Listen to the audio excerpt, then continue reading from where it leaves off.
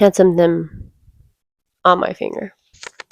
Okay, real talk. Some of us think that we're being really kind all the time, but in reality, we're just scared of disappointing other people. I used to feel guilty for everything. Literally everything. I'd feel guilty if I didn't reply back to somebody's text fast enough. I feel guilty if I didn't go somewhere somebody invited me to go. Literally felt guilty anytime I said no to somebody. I thought that the only way for me to be a good friend was always saying yes constantly. But oh my gosh, did that end up backfiring on me because I ended up getting really burnt out, super exhausted, having no time for the things that I actually wanted to do, and then actually resenting people. And I'm not gonna lie, this actually still happens to me sometimes, and it's not as much. I have definitely recovered a lot from my people pleasing day. But when I hear that little voice in my head that tells me to say yes to all these people, I notice that I start committing more to people and then under committing to God. And that's when you start feeling super, super distant from God. People pleasing can feel very spiritual or like you're doing something that the Lord wants you to do.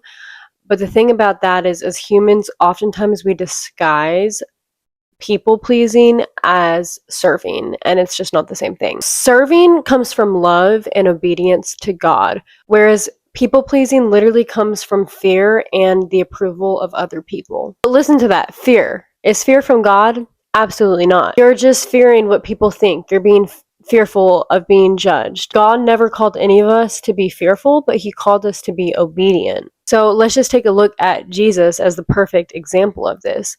Jesus distanced himself from people. He left crowds so that he could go and pray. He withdrew from people. He rested. He disappointed people on purpose so that he could go and obey the Father. Like, he said no. If Jesus, who is literally our perfect example, said no to other people, then why are we saying yes all the time to other people? Saying yes to everything will have you so drained, and let me tell you, the devil loves a burnt out Christian. Because then it becomes difficult for us to pray, be with God, to rest, and to step into our purpose. If we're just driven every single which way, how are we going to hear God? How are we going to be with God? Like, the devil loves that and he thrives off of that. God would never ask you to destroy your peace just to impress other people. He wouldn't ask you to stretch yourself thin so you couldn't even hear him anymore. I'm not even kidding. Sometimes the most spiritual thing you can say to people is, no, I'm resting. No, I need to go spend time with God.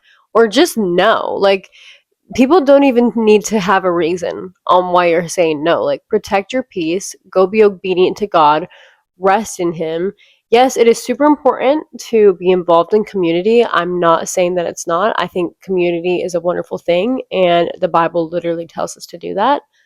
But it is also just as important for you to have your one-on-one time with God, because he's the most important relationship in your life. So say no to people. It's not being selfish, it's surrendering to God. So I just wanted to talk about breaking this cycle, because I've been a people pleaser like almost my entire life. But as I've gotten older, I just couldn't do it anymore. So I have a few steps for breaking this people pleasing cycle that I wanted to share with you guys. First off is pause before answering anything, or just wait to give an answer to somebody. Like, if somebody asks you to do something and you really don't want to be rude in that moment or just flat out say no, be like, let me check. I need to think about that.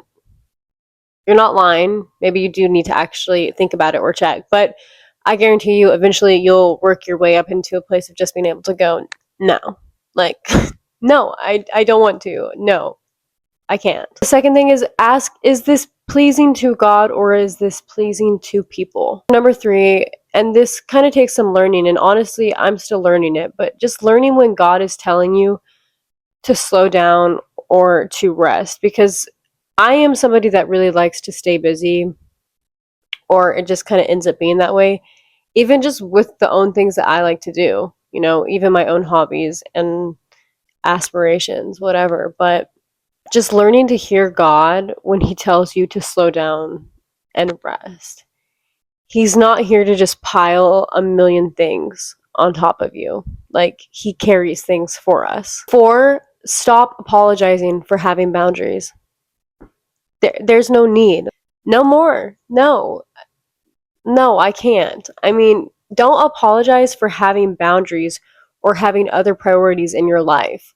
It's not being mean to people, it's just protecting your own self, protecting your peace, and protecting your time with God. Number 5 is realize that disappointing people is inevitable, but disappointing God is optional. You will never, ever be able to make everybody happy no matter how hard you try. Somebody is always going to want more from you. They are going to misunderstand you. They are going to expect something from you that you can't give to them. But obeying God, that is in your control. And it's not like a, oh, I have to obey God thing. It's like, no, I am choosing peace over guilt. I'm choosing His voice over pressure. And I'm choosing obedience over approval. And I think that that's everything. People might be upset in the moment with you, but God is the one that you're going to answer to forever. Number 6, we're wrapping this up. Remember that you are not the savior. That's Jesus. You were never designed to fix everyone, to rescue everyone, to carry everyone.